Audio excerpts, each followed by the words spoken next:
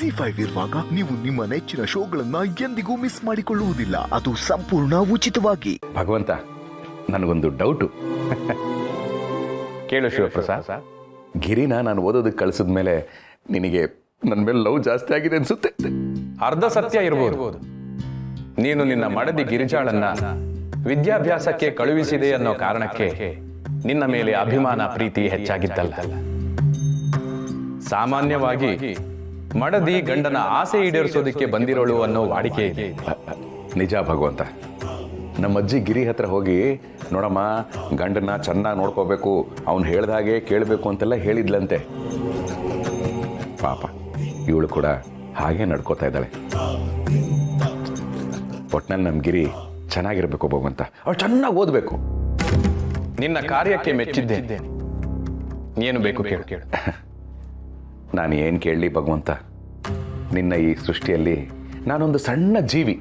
ಎಷ್ಟೋ ಲಕ್ಷ ಕೋಟಿ ಜೀವರಾಶಿಯಲ್ಲಿ ನಾನು ಲೆಕ್ಕಕ್ಕೂ ಇಲ್ಲ ಅನ್ಸುತ್ತೆ.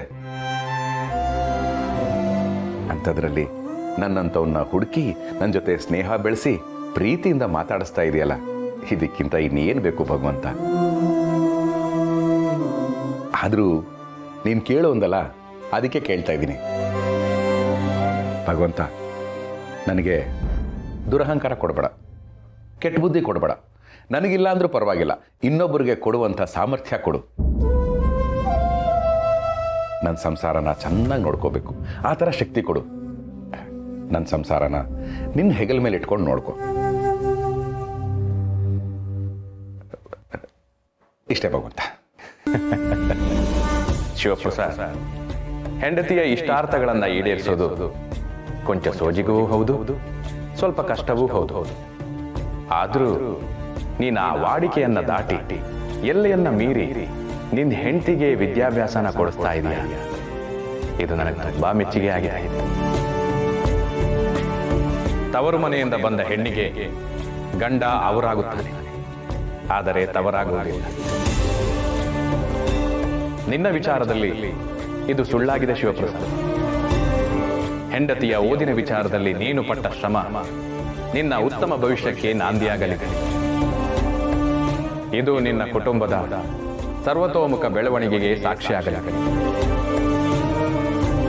ಹೆಣ್ಣೊಂದು ಕಲಿತರೆ ಶಾಲೆಯೊಂದು ತೆರೆದಂತೆ. ಈ ಎಲ್ಲಾ ವಿಚಾರಗಳ ಶೀರ್ಷಿಕೆಗಳು, ಹೊಗಳಿಕೆಗಳು ಎಲ್ಲ ನಿನಗೆ ಶಿವಪ್ರಸಾದ್. ಹಾಗೆ ಹೆಣ್ಣು ಮಕ್ಕಳ ಶಿಕ್ಷಣಕ್ಕಾಗಿ ಶ್ರಮವಹಿಸುವ ಪ್ರತಿಯೊಬ್ಬರಿಗೂ ಸಲ್ಲಬೇಕು. ಏಕೆಂದರೆ ಶಿರವೆಂಬ ಬತ್ತಳಿಕೆಯಲ್ಲಿ ವಿದ್ಯೆ ಇದ್ದರೆ ಅದು ಅಸ್ತ್ರವಾಗುತ್ತದೆ.